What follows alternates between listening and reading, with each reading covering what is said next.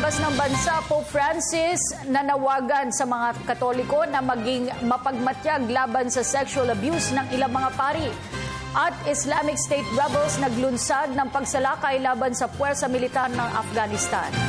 Yan ang mga globalida ni Edwin Eusebio. Kinumpirma ng mga otoridad sa Eastern Pakistan na daang mga Islamic State rebels ang naglunsad ng magkakasunod na pag-atake sa madaling araw.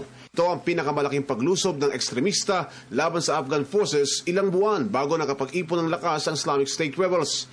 Idulunsad ang pag-atake sa bulubunduking distrito ng Achin sa probinsya ng Nangarhar.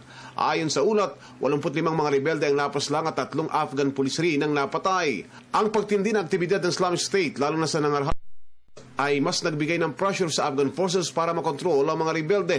May mga pangamba sa Afghanistan na ang mga nangyayaring alitan sa liderato ng Taliban ay posibleng magdulot ng pagsapi ng ilang miyembro nito sa Islamic State na magpapalakas pang lalo sa naturang rebel forces. Tahas ang sinabi ni Pope Francis na nasaktan siya sa mga ulat na may paring nasasangkot sa mga pang-aabusong seksual. Sa kanyang pagsasalita sa mga seminarista sa misa sa Philadelphia, USA, sinabi ni Pope Francis na nangangako siya sa mga nakaharap niyang biktima ng sexual abuse ng ilang mga pari na papanagutin ang mga ito. Sa wikang Espanyol, sinabi ng Santo Papa na ikinalulungkot ng Diyos ang nangyayaring pang-aabuso ng mismong mga alagad ng simbahan. Nangako si Pope Francis na maingat na bubuo siya ng isang oversight committee ng mga pari upang matiyak na mapoproteksyonan ang mga kabataang nais maging tigapaglingkod ng simbahang Katolika.